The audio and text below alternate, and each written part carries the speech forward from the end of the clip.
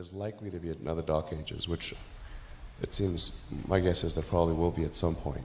I'm not predicting that we're about to enter Dark Ages, but that there's some probability that we will, particularly if there's a Third World War.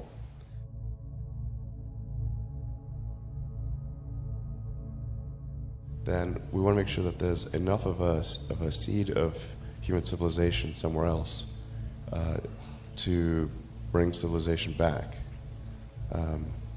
and perhaps shorten the length of the Dark Ages.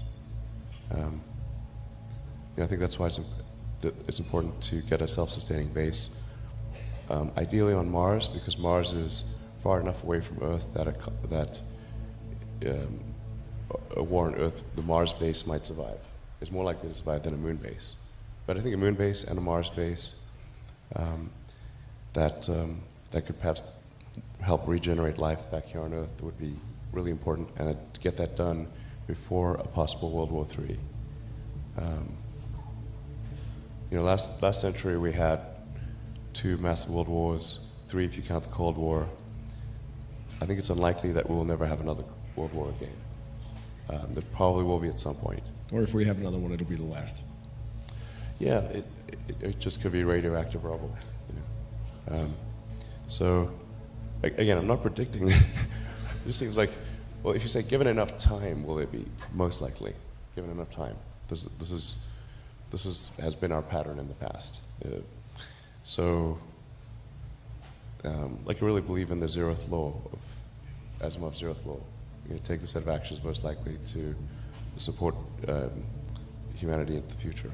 Talk about your time allocation. I think one of the things you spend an awful lot of time thinking about, I know, is artificial intelligence. It's something that you and I have as a shared interest, and it's something that our audience is interested in as well. The question here is, a lot of experts in AI don't share the same level of concern that you do about the dangers of AI. Fools. What Famous last words. What specifically do you believe that they don't?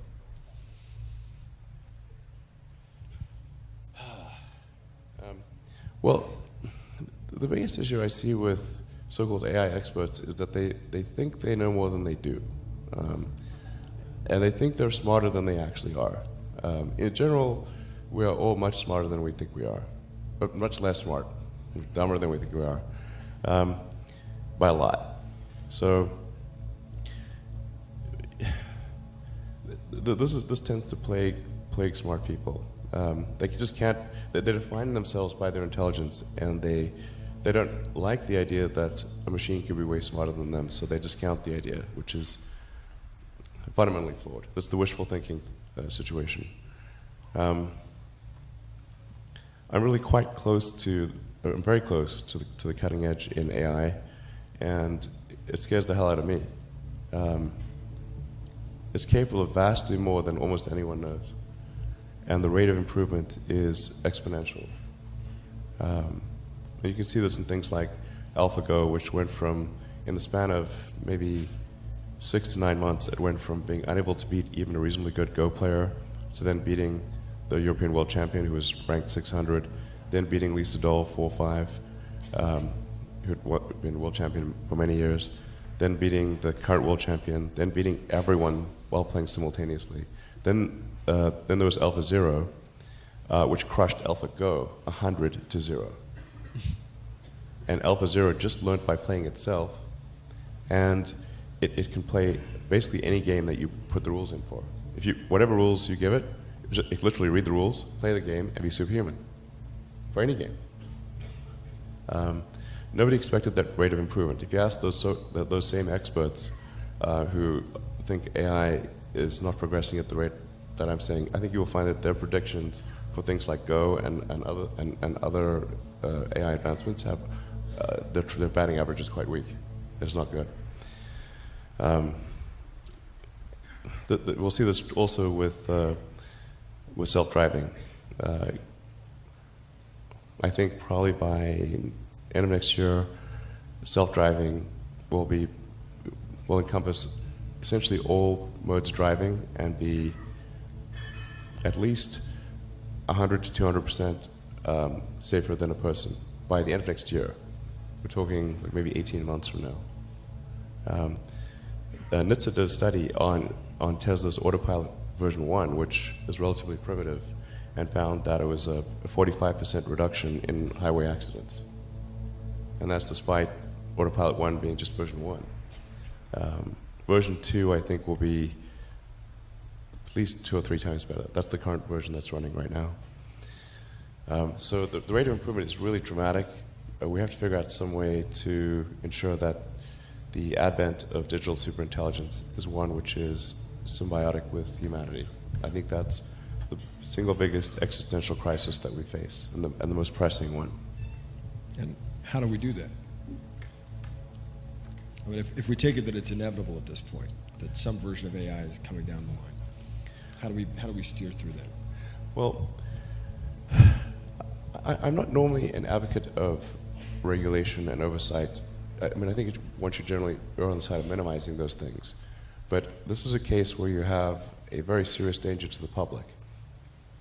And so therefore, there needs to be a public body that has insight and then oversight on to confirm that everyone is developing AI safely.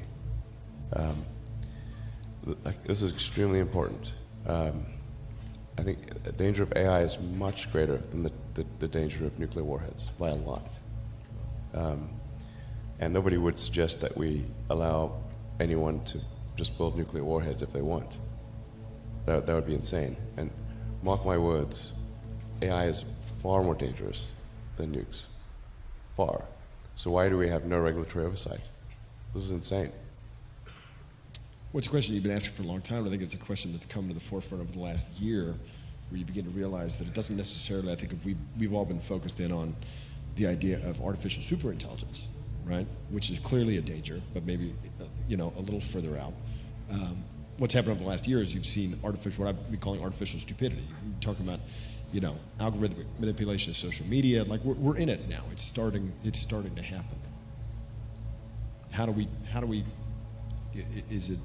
What's the intervention at this point?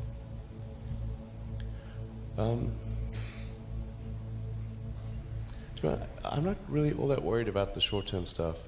Things that are, like narrow AI is not a species-level risk. It will result in dislocation, in lost jobs, and the sort of better weaponry and that kind of thing.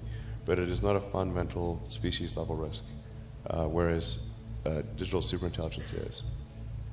So it's really all about laying the groundwork to make sure that if humanity collectively decides that creating digital superintelligence is the right move, then we should do so very, very carefully.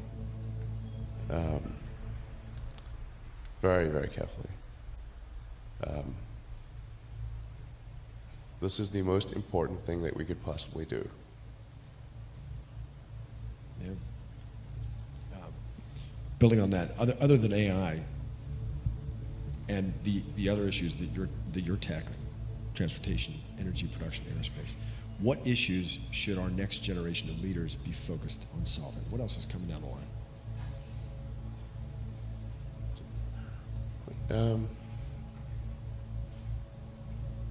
Well, I mean, there are other things that are on a longer time scale.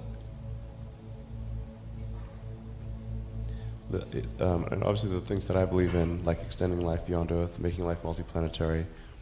I'm a big believer in sort of Asimov's Foundation series, or the principle that you really want to, I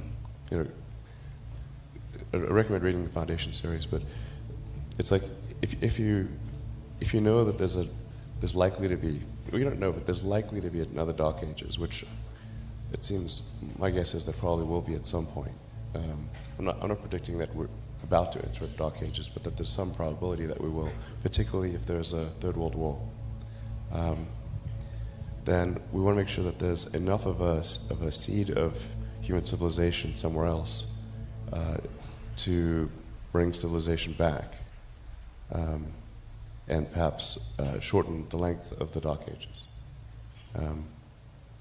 I think that's why it's important to get a self-sustaining base, ideally on Mars, because Mars is far enough away from Earth that a war on Earth, the Mars base might survive. It's more likely to survive than a moon base. But I think a moon base and a Mars base that could perhaps help regenerate life back here on Earth would be really important, and to get that done before a possible World War III. Last century we had 2 massive world wars, 3 if you count the Cold War. I think it's unlikely that we will never have another world war again. There probably will be at some point. Or if we have another one, it'll be the last.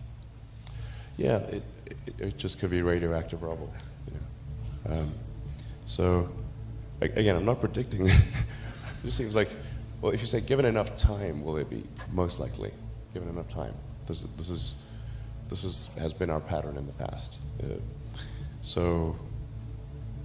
I really believe in the zeroth law of Asimov's zeroth law. Take the set of actions most likely to support humanity into the future.